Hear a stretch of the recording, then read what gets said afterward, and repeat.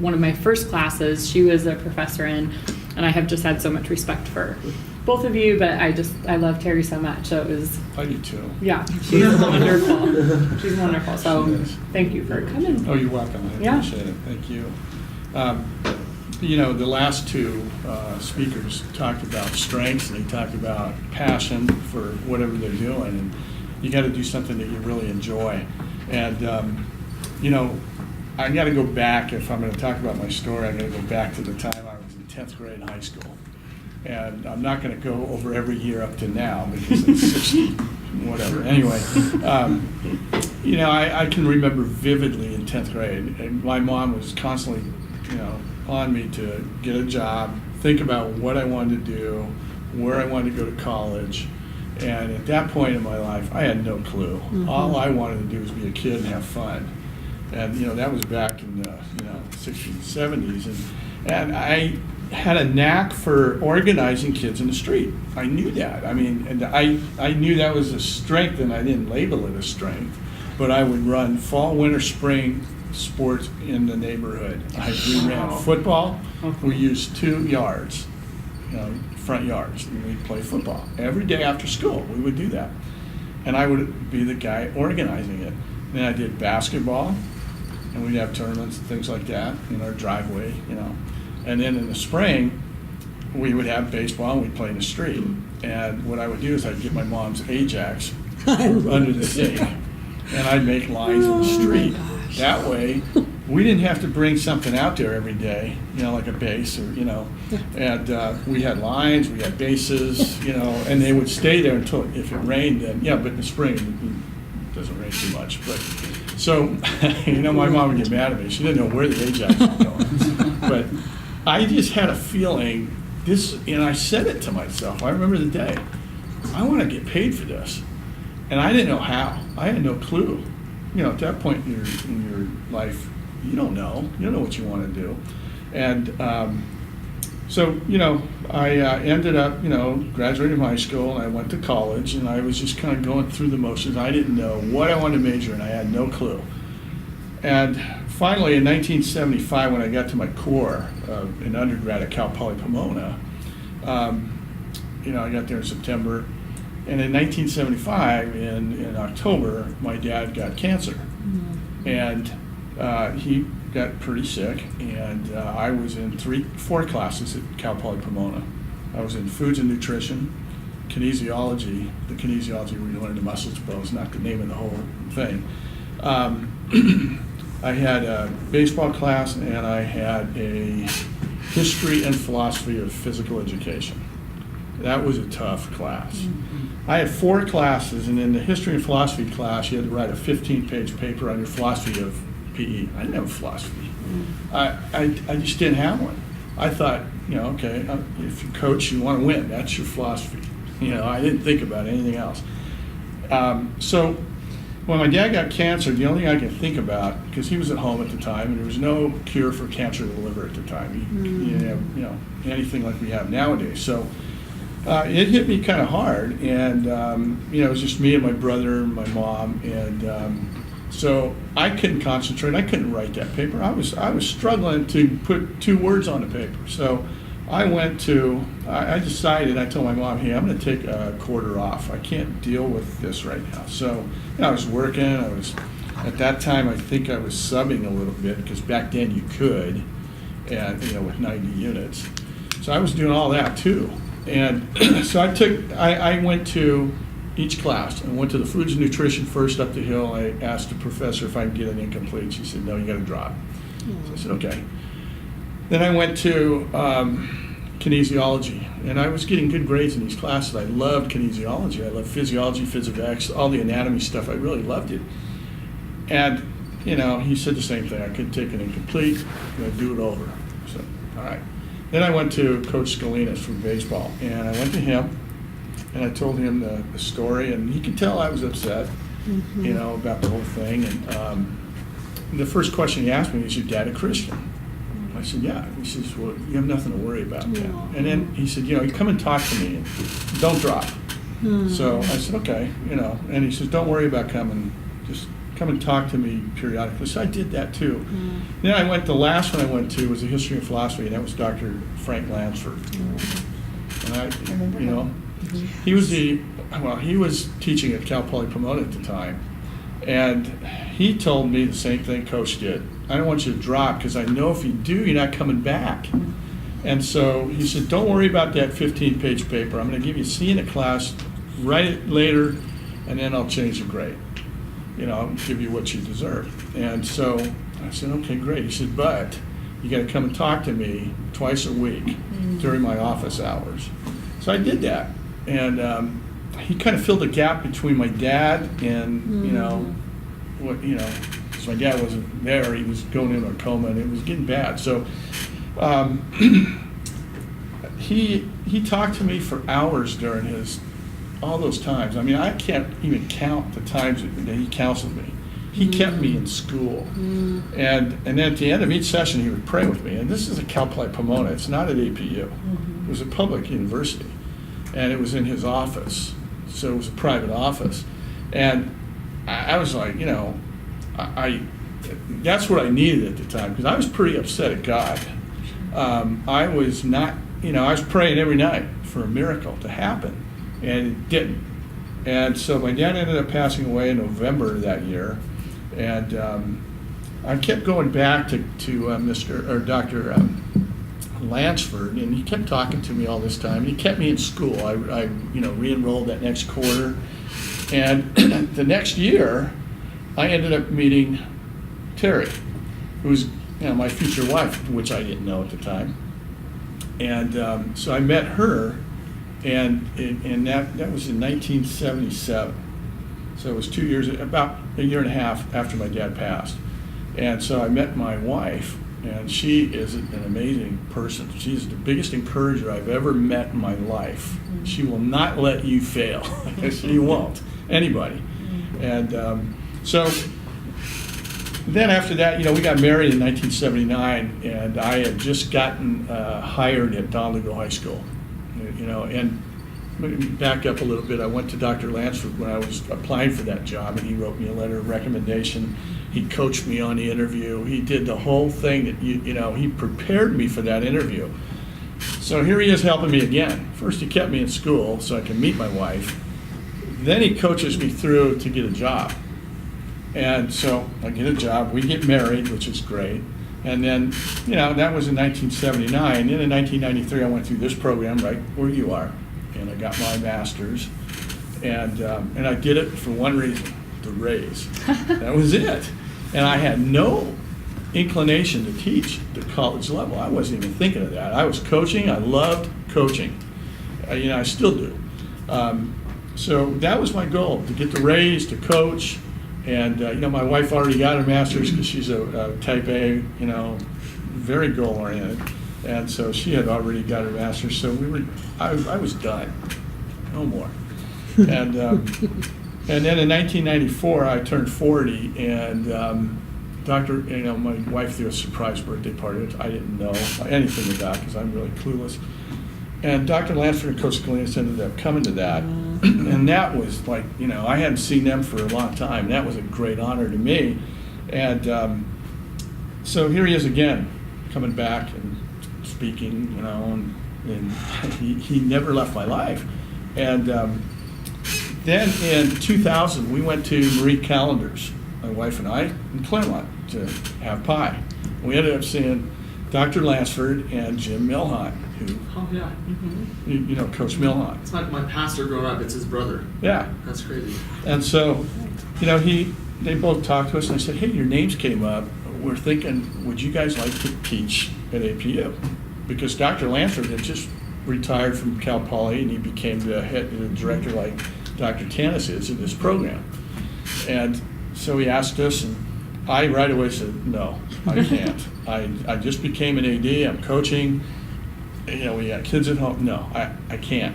Terry said yes, and because that's the way she is. And so then she wanted to move to the college level from day one anyway. She was an administrator at the at junior high. And so she got her doctorate. She became what Dr. Tanis is here. Well, the next year, 2001, I said, you know what, Terry, maybe I ought to take him up on it. I kind of got this AD thing under control a little bit. I think I can do this. So I said to Dr. Lansford, if it's still open, I'd like to do it. And he said, sure. So he plugged me into one class out in Murrieta. So I was out there, I think it was a Monday night, I'm driving back, and Terry calls, after class, Terry calls, hey, Dr. Lansford's got you teaching Saturday over in the high desert. And I go, and that was before this, okay? We didn't have that. So to prepare for a class, it's not like you can copy paste and build a curriculum overnight. So I had to really bust it, and so I did, and I said, okay, I'll do it. And here he is again. He's just pushing me, And he had a saying, and he would always say this: chew off more than you can and chew like hell. And that's what he made me do. And so I did it. And then in 2000, I think it was 2, Cindy, maybe you can help me, he passed away. And then that's when Terry became the director. And she followed him. And then in 2010, Terry talked me into getting a doctorate. And, she had her doctorate already, and I saw her go through the pain of everything. I always told my friends, there is no way I'm doing that. No way. I always said no first. I don't know why, but that's where I am. And so I said no, no, no. And then finally, I think it was in 2006 or 6, I was laying in bed thinking, what am I going to do after I do retire? I got to do something. So I said, shoot, I'll do it. I'll give it a shot. So I did. And and Terry finished in 3 years, and I knew I couldn't let her beat me, and because I'd never hear the end of it. But so I did. And then I got 1 year into the doctorate program, and I thought, what did I do? I was coaching, I was being an AD, I was teaching here, we had kids. What else was on my plate? Just regular teaching throughout the day at Donegal High School. But I did it, and with her help, she just pushed me through that program, and I did get done in 3 years, and I almost died doing it, but I did it. And so that, and then we had to write an autobiography during that time, and I had to reflect back on everything. And all this stuff didn't dawn on me when it happened. And when I wrote it, I started seeing Dr. Lansford's fingerprints everywhere, just on every step of the way. And I'm thinking, my gosh, he took it over, and then he passed it on to my wife, and my wife just keeps pushing me now. And this is backing off a little bit, but I've been now in 2016. I retired from Donegal High School after 38 years. Being a teacher, an athletic director, baseball coach for 30, and I coached various sports along the way as well, and just to get my foot in the door. And I remember Dr. Lansford saying, "Get your foot in the door, no matter how. Just get in, and then worry about it. Whether you got to be an intern and do it for free." And I did. I did a lot of coaching for free just to get my foot in the door. Did subbing. I did whatever it took. And so that's important. And then, so I retired, and I don't, I'm not really retired to where I'm sitting around, because right now I think I'm more busy now than I was before. The only day I don't really do anything is tomorrow, but that's the most tiring day of the week. 4 grandkids, 5, 4, 3, and 2, and they got tons of energy. And so, tomorrow, that's what I got to look forward to. I'm going to go pick 2 of them up early in the morning. And anyway, so right now I'm teaching at 3 universities. I'm teaching, I'm also the league coordinator for the Mount Baldy League for our, where I used to coach in Donegal. They're in the Baldy League. The league coordinator, all he does is schedule all the sports for all 6 schools in your league, every level. Well, and you meet. That's it. That's it. You meet with the principals and the athletic directors, and you meet usually once a month, with each one. So it's 2 meetings a month. And then you meet with the coaches for the, when they pick the all-league, and now I've got them on a virtual preseason meeting where I don't have to go. I'm trying to get these old coaches on in the 21st century. And so that's kind of helping a little bit. So I'm doing that, and now, and this is really a blessing for me. My son got the baseball job, and you guys know because I had you in class. I'm sorry if I repeat this, but my son got the job at Bonita High School after teaching 10 years at Duarte and coaching baseball there. He's the head coach at Bonita now, along with Dr. Alston. Yeah. And so, because he played with my son at APU, so he asked Andy to coach, and he's got Derek Wohlers coaching with him from APU. And he said, "Dad, would you help me out?"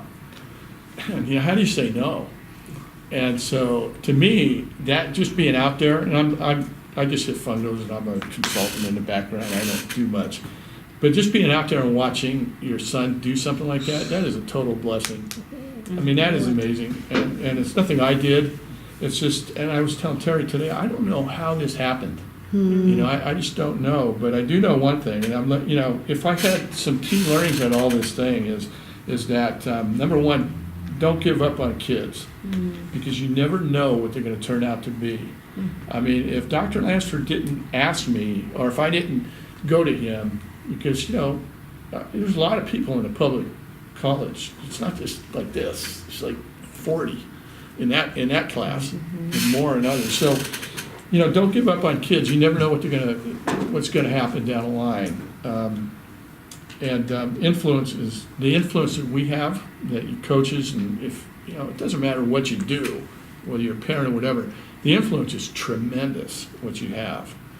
And Coach Galinas always talked about influence, and that was a key learning. And the rewards come later. After 38 years, the rewards are for me. I could die and go to heaven right now, and I'd be totally happy, because just watching the kids that I coached from 19, when I started there as a walk-on in 74, 75, when I see those kids come back with their families, that is amazing. I mean, some real knuckleheads, and now they're great. Now they're amazing. They're pastors, they're doctors, they're lawyers, they're good people in the community. Then they're raising good kids.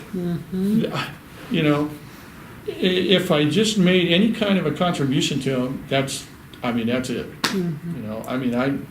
That would be, some of the things they come back and tell you is amazing. What they remember is scary. I had a kid come back to my retirement party the day after the retirement party. He missed it, and he showed up the next day, and I hadn't seen him for 20 years. And he's a big guy. We call him Diesel, because he's big. And, I don't know how old he is now. He's, I don't know, he's in his 40s or 50s. And he comes back to the backyard, and Terry lets him in, and he's talking to me, and Terry's there, and he goes, Coach, he says, you really pissed me off. And I looked at him, and he goes, you know what you told me one time in the batting cage? He says, you were sitting there watching me hit, and you said, you want to go play football because you can't hit. And he said, that really got me. And he said, thanks, because that motivated me to hit the ball. And that kid was amazing. He ended up signing with the Royals. Wow. And but he was a kind of kid that he was soft, and I just got frustrated watching him. And I wouldn't do that today. But, I just said, go play football. Get out of here. I'm tired of watching that swing. And, when he came back and said that, my first thing was, oh, gosh, what did I do? And then when he said what he did and he thanked me for it, that was great. So, the key learnings is the rewards come later. Don't give up on kids, and find out what they're, look in their faces, because, I get to coach with my son now, and I can sit back. He's the head guy, and he worries about everything, and I just kind of watch now. And I look at them walk into the dugout, and you can tell in their faces if they're worried about something. And, there were a couple of kids, one guy, he's a great kid. He's real loud and vocal and enthusiastic and passionate, and he's fun to be around. He came in the other day, and he was real quiet. I didn't even know he was there. And then I saw him. I said, hey, Sully, I said, are you okay?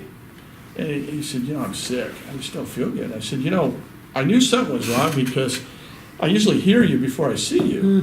It's one of those kind of guys. He's always excited, happy to be there. And, that's just a little thing. But another kid, his dad had a heart attack, and he was quiet. And I asked him, you all right?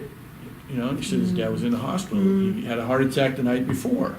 So you don't know what they're going through, but it's really important to find out and ask them. And just look in their eyes. You can tell. You can tell if something's bothering them. I mean, I'm sure Dr. Lansford saw it all over my face. I couldn't sleep at night. And, so anyway, looking back, I see Dr. Lansford's hands on everything. But, it was just amazing. I mean, when he prayed with me and he got me through that tough time, that was it. That was it. And, now his wife's in our same church. And my mother-in-law is real close friends with her. We never knew them before. And it's just really cool how, we're still in touch. 1975 to now. And he's still touching my life. And I wouldn't be here right now talking to you if it wasn't for him. I can pinpoint it right back to him. I would have dropped out. I wouldn't have met Terry. And I would have been somewhere else. So, that's my story. And then I became an athletic director, and I don't know if you want to hear anything about that, but I do. yeah, go ahead. Ask me questions. Yeah. Do you? Just a little bit. It's a great job. I love it. And I still, being a league coordinator, I'm still in touch. And I'm still working with CIF in certain areas and doing things like that. And I really enjoy it. Because you know what I like about ADs? They're different from coaches. We share. We share ideas and secrets. And you take anything we have, but coaches don't do that. They hide everything. They don't want you to know. But that's what I liked about ADs. They network, they talk, and they're friends, and they try to help each other. I have a question. Yeah. So, you mentioned early on, just more on the coaching side, that where you said that once you get your foot in, just get in at any way you can, and just keep going.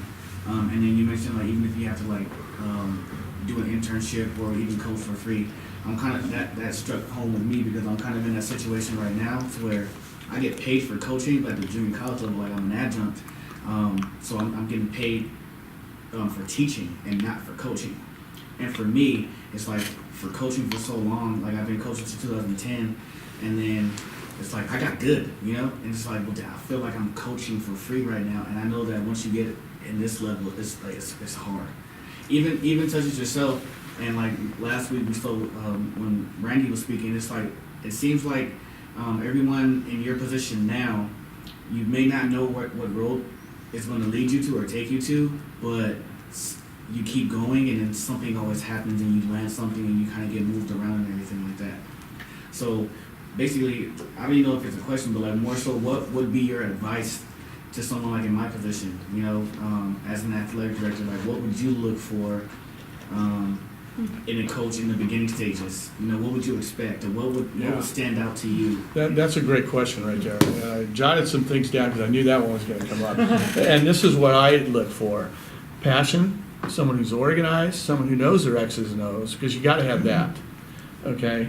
And then, and I got to use my glasses. Yeah, positive and encouraging. If you have all of that, what else do you need? X's and O's, anybody can have that. But if you're a lump on a log, who wants you? Who's going to follow you? But if you have enthusiasm and you're willing to go the extra mile and do those kind of things, you're going to be successful. And you may have to start at the high school level. I mean, there are a lot of guys that start at the high school level and do just a great job and apply for a junior college job and get it. The guy that left Bonita High School, where my son is, same thing happened to him. He was coaching there. He did a great job. He moved over to Mount Sac as the head coach there. So you get your foot in the door. It doesn't have to be in the big door right away. It could be in the step below. And I think, that a lot of young kids nowadays want to get right to where the old guys are now. Didn't we talk about that? Remember Randy said the same. Randy Tutorp? Did you know Randy Tutorp? No. Or haven't class? So he went through the program same time as I, and had a class with Terry. But he mentioned the same thing. He's the athletic director at Long Beach City, and said there's this, there's the mentality of I have my degree, I should go right into my dream job, but Yeah. the pace of it sometimes Yeah, we're not necessarily prepared for. Absolutely. You have to prove yourself. I felt the same way. I was, I remember in college, I had all this knowledge, and I said, just let me do the job. I know I can do it. I can do that guy's job right now. But, you got to work your way up. And when I started at Don Luco, there was a guy in front of me, baseball-wise. There was a guy in front of me, and I couldn't just, kick him out. So I was his assistant for 9 years. And the key is with assistants, you got to be loyal. You got to back the head coach, and you can't undermine him. You can't weasel your way in to try to get him out to be the head guy in anything you do. And so you just got to put your time in. And he always told me, he says, Joe, when I leave, I want you to do it. But it wasn't a guarantee. I had to apply for the job, and there were some good people. So I knew I had to do a good job to get the job. And the same thing being an AD. I wanted to be an AD early on.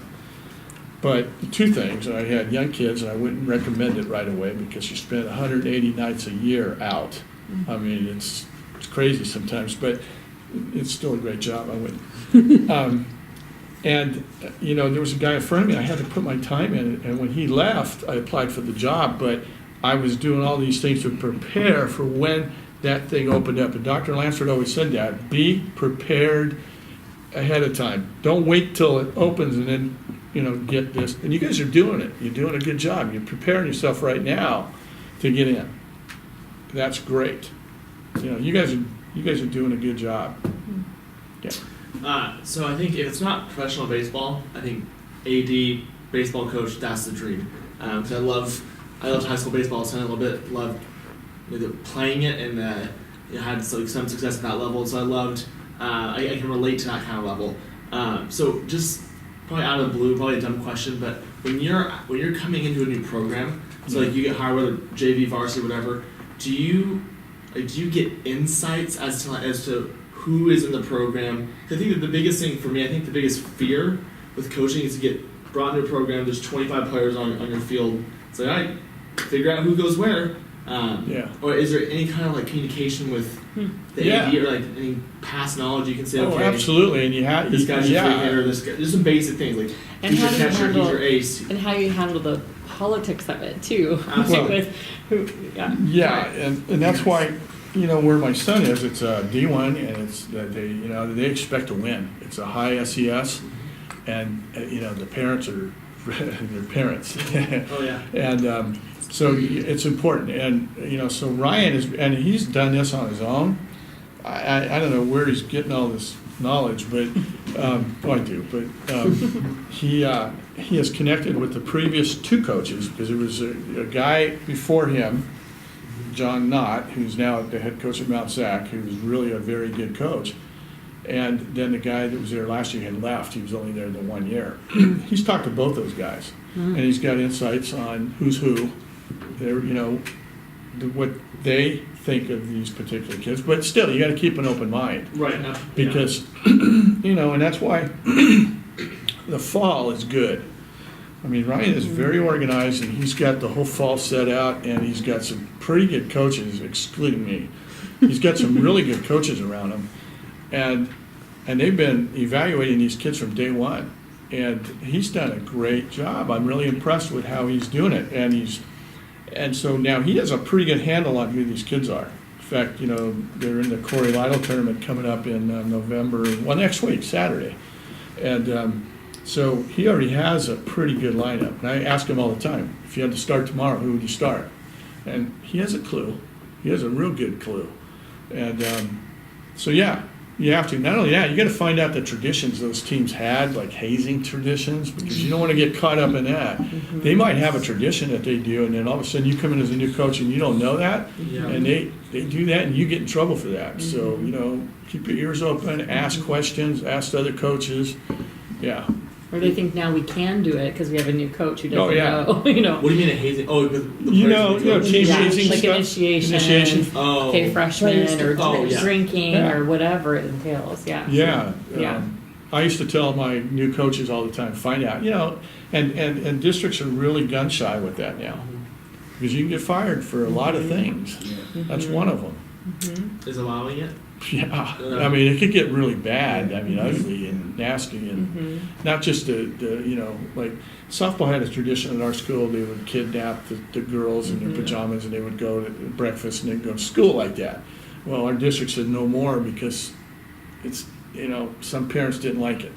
Even though it wasn't a bad thing, it was kind of a team building, but they looked at it as a form of hazing, so we had to, even that, Mm-hmm. but, you know. Even some programs, like I coach at Sur High School too, and so for Sur, what they do with their football team is it's like organized hazing. You know, Yes. they take their athletes, all incoming freshmen, and it's called they have like a hell week basically. It's full of fun, but they're there. They sleep in the gym for like a week or whatever. They go over the traditions of Servite and stuff like that, and like some Servite traditions and stuff like that. And even for the football team, they're required to shave their heads. So the football players, if you want to play football at Servite, during that first hell week or whatever, you have to shave your head, literally bald. But that's a part of their tradition. They also have like the hut drill too.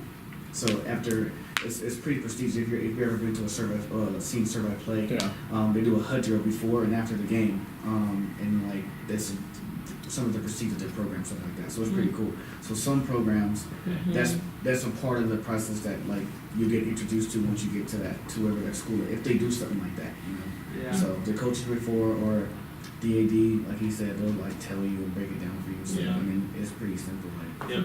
My coach just said, do it and you're off the team. So nobody hates. Because I think some guy got fired in our district for that. But Sure. Yeah. I was just Yeah. curious. Yeah. I have a question for you, Joe. So because I know that just how successful you were at the high school level, right? So I would imagine, you know, you're hitting 400 wins and 500 wins. Like, were you approached to coach at a higher level, and did you feel like there was more of a calling to stay? I in high never school? wanted to leave. And, Okay. you know, I wanted to spend as much time with the family as possible. And I know at the college level you got to do a lot of recruiting. I never wanted to do that. And I just felt like I loved you know, helped build that field and the program, and I didn't want to leave it. I knew I was going to be there and I was going to stay there, and that was it. And I was happy with that. And being an AD too, I felt I had my hands in a lot of things to change and build. So no, I was totally happy with that. I just didn't want to. Yeah. Yeah, I just felt I made a little bit of a difference with those kids. Yeah. I don't remember if we talked about this in our class last term, but kind of like public versus private, and how in today's world, basically you're told if you want to play in college, you gotta go to either an academy or you probably should go to a private school. So if being from a public school, what do you think are the benefits of going to a public school instead of a private school, from an athletic standpoint? You know, we were talking about this today, you know, Derek Wohlers and I. It doesn't matter where you go to school. I mean, if you're a good athlete, they're going to find you. If you're that good, you know, if you're one of those, and even, you know, in baseball, for example, and it's probably that way in other sports too, in softball. And if you want to go to a D1, you can, but you might have to travel. You might have to go to the East Coast to play. And there's plenty of stuff out there, you know, but you ask kids now, they all want to go, baseball-wise, they all want to go to Cal State Fullerton or, you know, SC, you know, UCLA, somewhere here. This is a hotbed, but, you know, you got to be pretty good to play around here, baseball-wise. Yeah. In softball, they don't even, I don't know how much it's changed now, but they don't even recruit on high school. I mean, very rarely will they It's come and different. watch you play because Yeah. it's all club, you know. So probably sport specific, I would wonder. Yeah, and club sports are taking over a little bit in a lot of areas.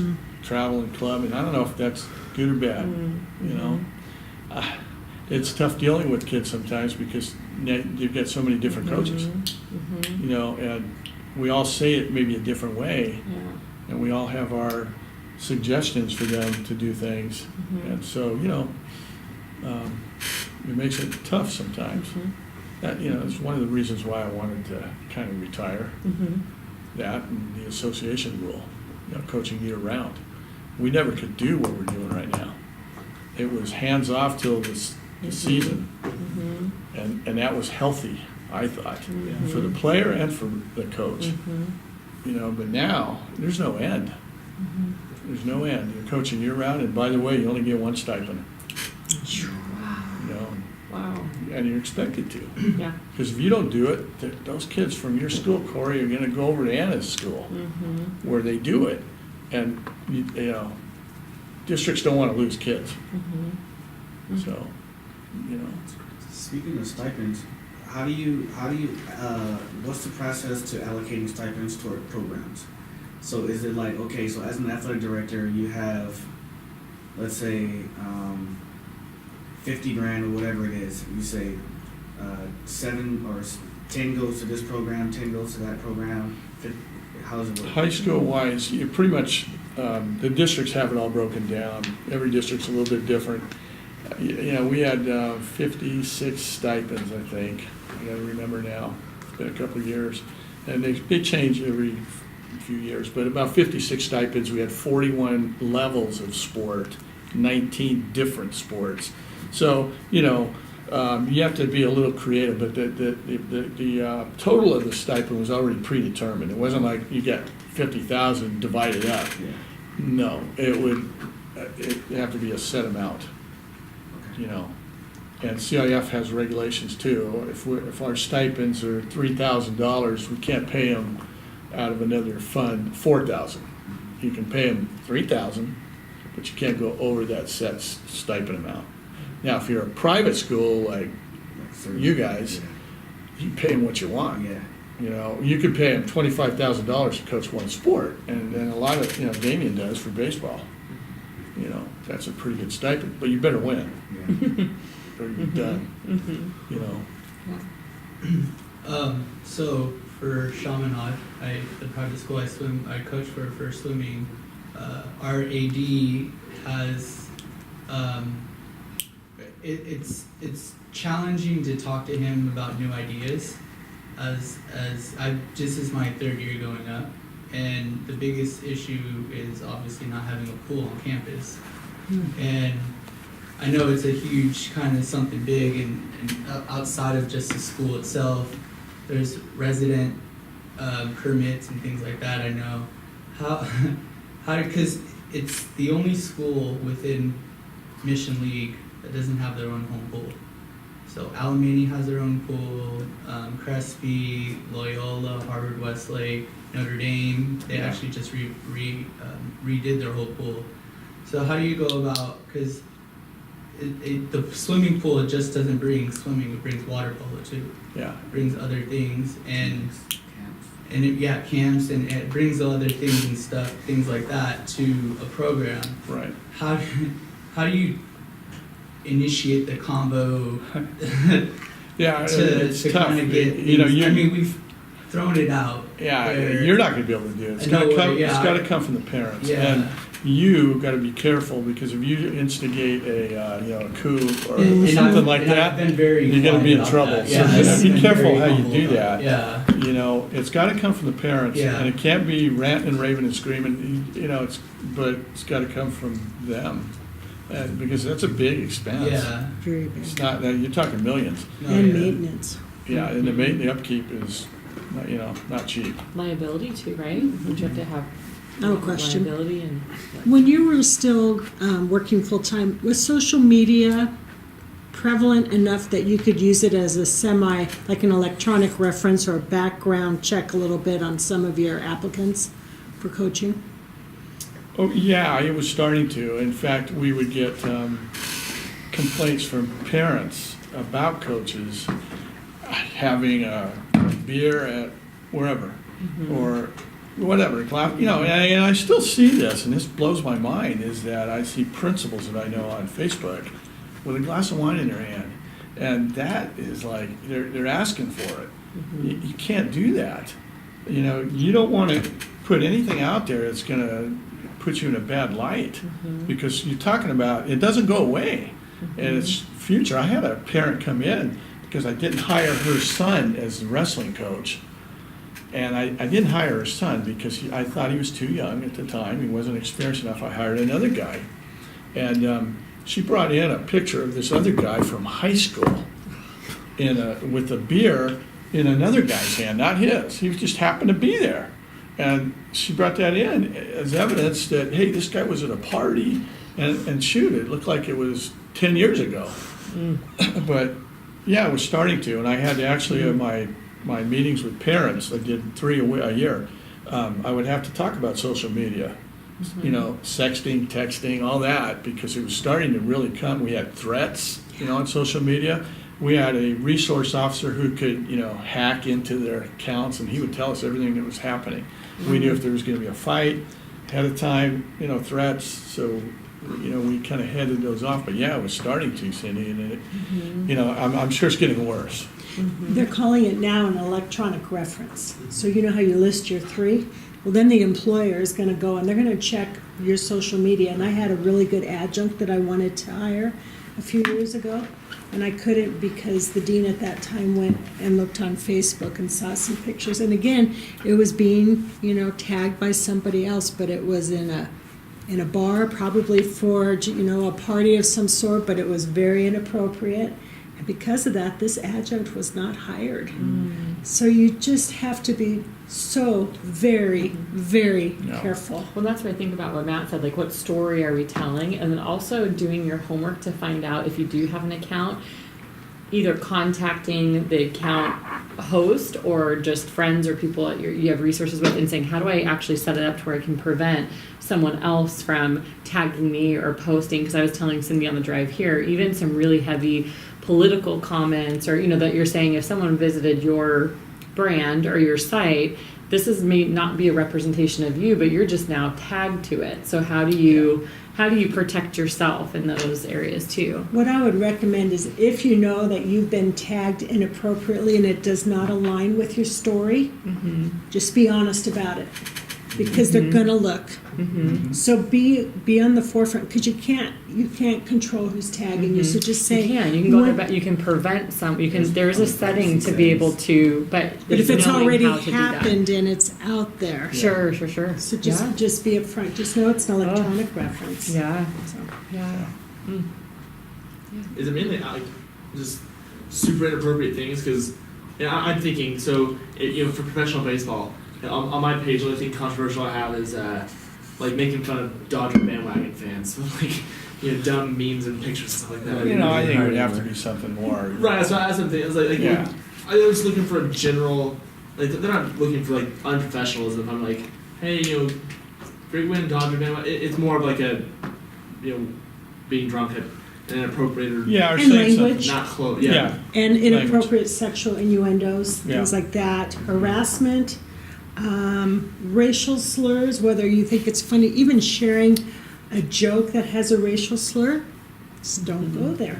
Just got to be very, very Yeah. alert to it. There's some things I'll look at and I'll say, no, I'm not even going to like that one. Yeah. You know, just Yeah. You because want your fingerprint on it. yeah, it's Yeah. crazy. So Yeah. It's yeah, Yeah. just where we're at nowadays. I know it's different. It's a different world, and it's getting different every day. Yeah. I just worry about our kids. I Right. don't know what it's going to be like for them. Right. And our parents said the same things about us. I know, but boy, I don't think they could foresee this stuff. I didn't. Any other questions? Anybody else have any other questions? Thanks. Oh, Joe, you're so great. Thank you for coming in. LeBron, you're up. Oh, You're up.